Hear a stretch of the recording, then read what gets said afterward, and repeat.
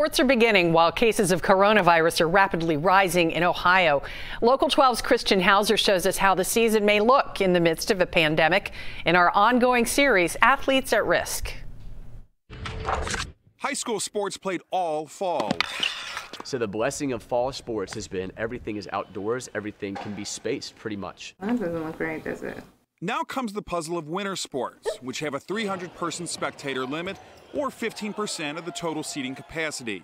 One challenge is how to have a close contact sport like wrestling. Wrestling inherently is two people colliding into each other, being not socially distanced for a very long period of time, face to face, not masked. So far, the OHSAA has made no modifications to multi-team competitions. Logistically, it just raises a lot more concerns on trying to keep kids spaced out, doing the right thing so we don't have to worry about a problem with spreading the virus. So how's an athletic trainer supposed to keep kids safe this winter in the height of cold and flu season with cases rising in the midst of a pandemic? You just have to be really creative. Local 12 Investigates spoke with more than a dozen athletic directors who all said they're moving ahead with winter sports. And I think we're going to experience probably some times where we may not play or swim or whatever. I think that's very realistic.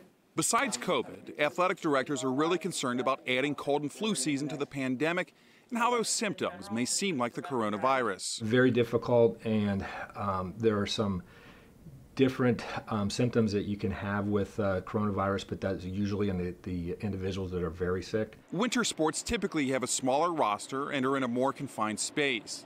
That makes it all the more easier for one case to shut down a whole team. We're giving up gym space in here for academic and for lunch period purposes. And a lot of schools are doing the exact same thing. But if we've learned anything in the last 2 months, it's that athletic departments in Ohio will do nearly anything they can to give their kids a season. It's exhausting, it's hard, it's challenging, but it's also, I will walk over hot coals if it means that our students here get to go into school and get to do what they love. Suiting up for the season, Christian Hauser, Local 12 News. Girls basketball began on Friday, and most other winter sports start this Friday. If you want to learn more about the risks athletes face while playing in a pandemic, log on to athletesAtRisk.com.